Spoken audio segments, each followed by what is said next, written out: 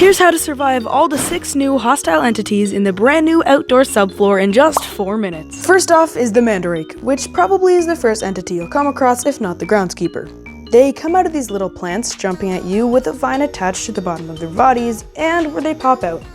If one jumps at you, all you have to do is pick them up, follow their vine, and place them back in their hole before your player gets a heart attack. If the Groundskeeper is in the same room as you and you need to walk on the grass, don't pick it up and the Groundskeeper will kill the Mandarake for you. Speaking of the Groundskeeper, the next entity we're going over is, well, the Groundskeeper.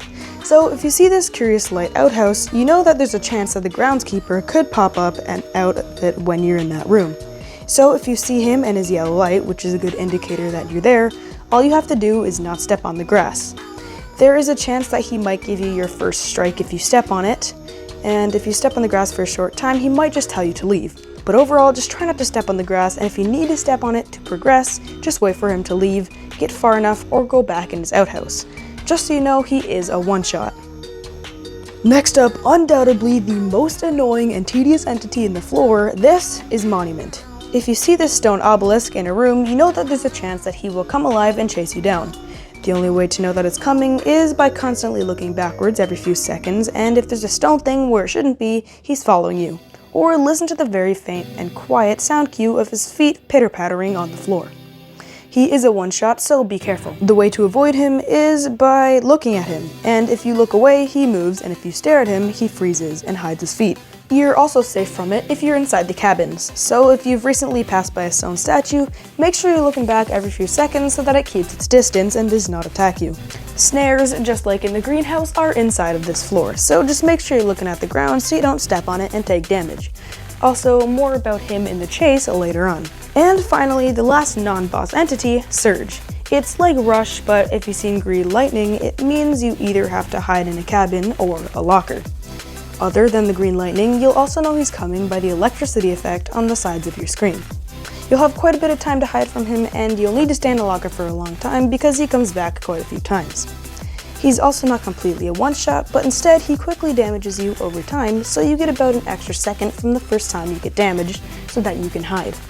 Next is the chase entity called Eyestock. It's a birch tree being taken over by the vines. You know the chase is happening when all the trees start having eyes on them, and you walk into a room with a bunch of cut down trees like you see here on the screen. You will want a light source for this chase, which is good because there's a guaranteed lantern in the room right when the chase starts. Also, there's no guiding light, so when you have to look both ways, you have to be extra careful. Also, when you're walking on the grass, don't worry about snare, just about looking both ways and crouching through the walls. But if you're walking on brick floors, make sure to look down and focus on not stepping on snares, because they are the most deadliest part of the chase. And finally, the final boss of the floor is called Bramble. Once again, another vine monster, but this time with a lantern on its head. Now, this boss fight was confusing at first, because when the floor first came out, everyone thought you just had to hide in the lockers from him, but that's not actually the case. All you really have to do is play a little game of red light, green light. If his lantern is on, you need to freeze. You can still look around, but no walking. If his lantern is off, even if he's close to you and looking at you, you can walk around. And do whatever you want, he won't attack.